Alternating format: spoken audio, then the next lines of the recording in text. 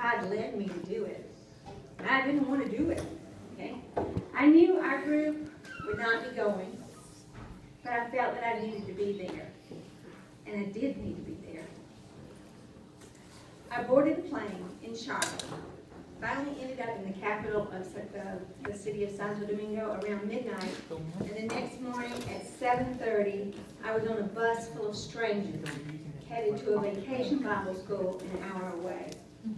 What was I thinking? And this is how my summer went. When I was not with a group, I was working with Karen Carroll in the diocesan office. I got to know the bishop very well. I know that he can sing because I was in the car with him for 5.5 hours. And I got to know Bill Kunkel also. They are the two people who make up the Dominican Development Group. And they are the people who get the groups together, find them places to stay, and Bill is more on the financial side, Carol's more on putting out the fires. When you have 5 groups in the Dominican Republic with so many things that go wrong, she is 24/7 on the phone. This has gone wrong, that has gone wrong, what can you do, this bus didn't arrive, etc. One day we went to the airport 4 times to pick up different groups. I was with construction groups and painting crews, medical groups, and vacation Bible school. In this country, without enough electricity to go around, so that power to the poorer people is cut off for 8 to 12 hours at a time. In this country with no air conditioning, in hotels that have no water sometimes, and if they do have water, no water pressure. I had to be careful with everything I put into my mouth. I had to be careful with every drop of water I drank, but it was all worth it. Some groups come down without anyone who can speak Spanish. So I'm with a group of complete strangers, and I am helping them to communicate with people who cannot speak a word of English. And so it's a difficult thing, but I was there to meet wonderful people. And both American and Dominican. The Dominican people are so giving and so ready to say to you that they are Christians. And why are you a Christian? And how did it come about? And this is what God has done in my life, which is something I do believe that we don't profess to strangers. And so it was a wonderful experience. Wherever we were, whether we were in medical groups, they were there helping out. No one was getting paid. They didn't have any money. But they had to pay about 50 cents to see the medical group because they do not like to be given handouts. So a family would gather up 50 cents and come to the medical groups. Unfortunately, chikungunya was going around. I don't know if you know what chikungunya is. It is a disease caused by mosquitoes, and almost half of the country had it. It's a 4-day virus followed by months of itching and sores and pains. And here were people who had no money to even buy Tylenol. And so the medical groups was probably the most rewarding that I went with. The doctors always took a lot of time with everybody because they said nobody takes time with them. And so I really enjoyed that. There's a lot of dust in the Dominican Republic. There's trash burning at night, and so there are a lot of people who have problems breathing, and it's not going to get any better. And so things like that need to be addressed. The government worries about what a building looks like, not what's going on in the building, especially in education. The teenagers I work with from Michigan, after they got over the word y'all and adapted it in their language, painted the inside and the outside of a church, 2 coats of paint with some Dominican teenagers in 3 days. first time I looked at that church, I thought, this is impossible. Well, it wasn't impossible. They did it. And they did it well. And they enjoyed it. And they would get together at night and talk about what had really been the most important thing that had happened to them that day. And it was so eye-opening and so touching to know that there's still teenagers out there who do think about everything and are grateful for things. Vacation Bible School is probably the hardest job I did. And you're with 130 children in cramped classes with very few Spanish speakers. So I'd have to go around to every different room and teach the Bible story.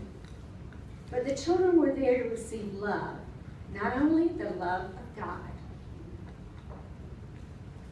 not only the love of Christ, but the touch of a human being.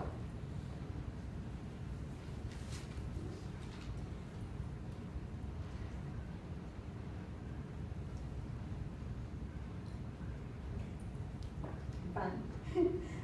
I didn't know when I left that I was also representing the Diocese of Eastern North Carolina. I got there and found out I was representing them for two different things. The first thing, our elected bishop, Rob, was in the Dominican Republic to help dedicate a church. His church in the United States had helped over 2 years build a church in the Dominican Republic. And he gave a wonderful sermon about how helping build this church had helped the members gain so much appreciation for the love of Christ all around the world. I rode for 5.5 hours with Bill Kunkel and the Bishop of the Dominican Republic, who's treated almost like a rock star. It's very unusual. To the Haitian border, through all of the border patrols that you read about in the newspaper, to represent, again, the Diocese of Eastern North Carolina. We had given money to build a playground right on the border of Haiti. And so I went there and I took a pickaxe and I broke the ground along with the other people. But the real reason I think I was placed there is because of a 7-year-old boy. You want to do this part? Okay.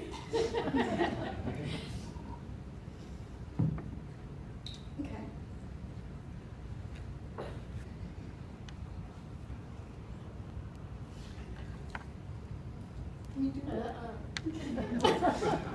Rachel can. Okay. We watched for 2 years a little boy crawl around like a spider because the tendons in his feet never developed.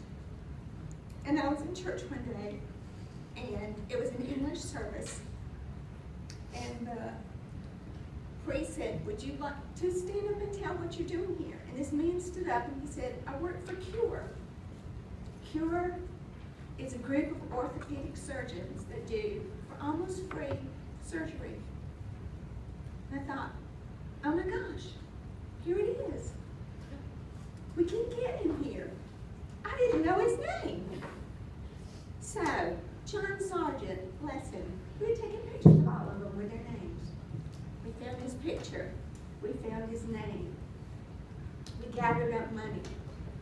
We got him an appointment. The appointment cost $5. We got him his first surgery. He has 2 casts on his legs. The surgery was $235. The thing that cost is the transportation for him because he lives in the middle of nowhere. So, God is good.